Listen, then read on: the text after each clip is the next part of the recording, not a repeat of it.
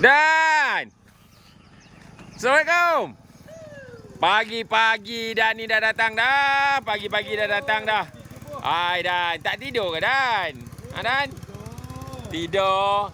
Kamu betul lah. Pandai curi peluang Dan, pandai curi peluang.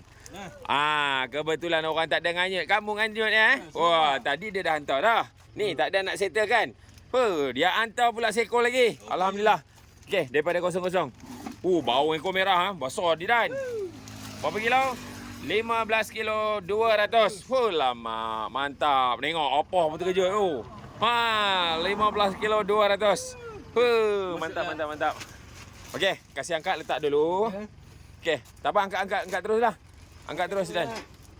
Angkat terus, meh. Letak terus atas bonet ni. Kita jual terus, Sol. Jual terus, Sol. Okey, kebetulan ada Cina nak, kita jual terus. Okey, dah. Okey, yang ni Sol. Okey, ambil timbang yang lain. Ambil timbang yang lain. Okey, kita angkat satu-satu. Okey Dan angkat satu-satu terus letak atas ni. Okey, kita angkat. Okey. Alright, kelabau ikan kelabau 1 kilo 750. Ini dah siap belah perut Dan Dah. Alright, kan kejap kita settlekan. Okey, kita kira lain. Okey, alhamdulillah package siap belah perut 950. 950 kelabau.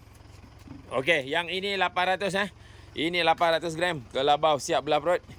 Okey, dan yang ini 850 package siap belah perut juga.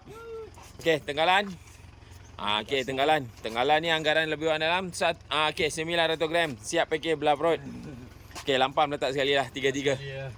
Letak sekali. Kita settlekan semua sekali. Alhamdulillah. Mantap mantap. 1 kilo 300. Alhamdulillah.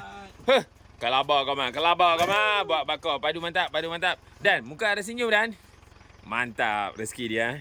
Tahu macam mana rezeki, betul-betul rezeki dia lah. Rezeki nelayan di Sungai Perak. Alhamdulillah kita permudahkan mana yang mampu. Mantap. Apa-apa muka ada senyum lama baju raya, seluar raya, kasut raya, sempenda raya. Boleh sarapan dah boleh dah. Kamu ni, hey. Okey, kau ambil duit Kau ambil duit, ambil resit. Okey, mantap.